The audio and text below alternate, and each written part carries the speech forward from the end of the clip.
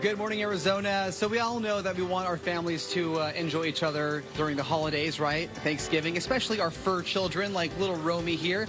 Well, coming up, we're speaking with a Valley vet to talk about what not to feed your dogs during the holidays. That's right behind me. I'll move away out of the way from this when we come back and show you what not to do.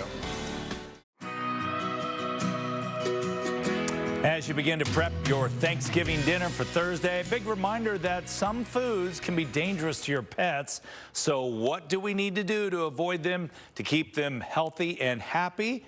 Colton is live in Peoria this morning with more on that answer. You at a veterinarian's place?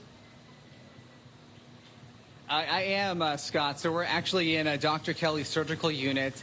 I saw a dog get prepped for surgery this morning, something that I didn't expect to see when I came to work today.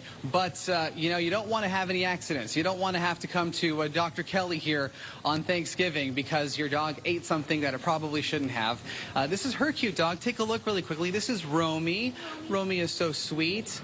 So we know, Dr. Kelly, that when it comes to Thanksgiving, of course, we want to celebrate with our families, and a lot of us view our fur babies as part of the family, and we want to feed them the table scraps too, but there are some things that we should not do. What are those things? Well, you should not feed them table scraps.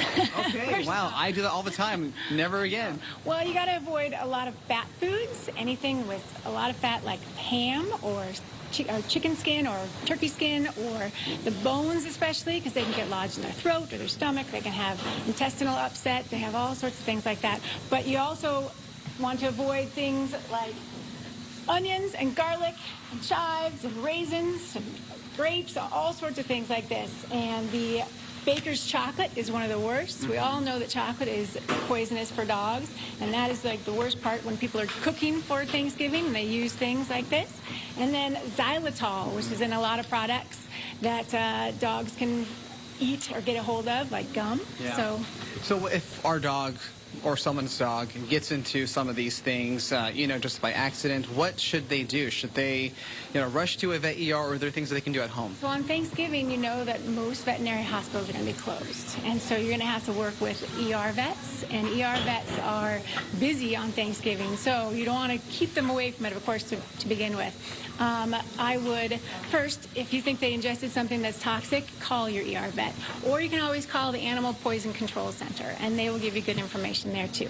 All right, very good tips there. You know, what you can feed them little bits of turkey meat, small amounts, or you can feed them like green beans or green peas, or what else, like little bits of mashed potato or sweet potato. Those are all okay. Stick with the dog food, right? Awesome.